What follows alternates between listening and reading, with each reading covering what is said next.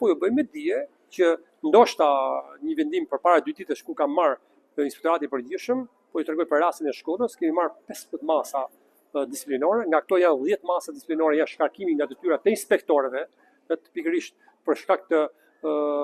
lënies të hyrjes në territorin e Republikës së Shqipërisë të ministrit me aflatoksin B1, i cili është i dëmshëm edhe për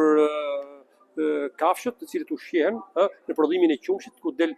produktet e qumshit dhe të produktet e tjera me aflatoksin, dhe kjo tregon që jam i vendosur unë si inspektor i përgjithshëm i Republikës së Shqipërisë, edhe bashkëpunëtorët e mi që çdo rast sinjalizimi apo çdo rast tjetër ne do ta ndeshkojmë në maksimalisht. Mund t'ju them edhe një gjë tjetër, e cila është një risi e cila po ndodh në inspektoratin e përgjithshëm, që ka të bëjë me të që çdo masë administrative e cila ankimohet në inspektoratin e përgjithshëm nga subjekti, të jenë sigurt që ka 2 rrugë, o rri në fuqi masa disiplinore e cila është vendosur nga inspektimi, ose kjo masë do të shfrytëzohet, por ka një kusht. Nëse kjo masë shfrytëzohet se është e padrejtësi që është bërë subjektit, menjëherë fillohet procedimi disiplinor për inspektorin.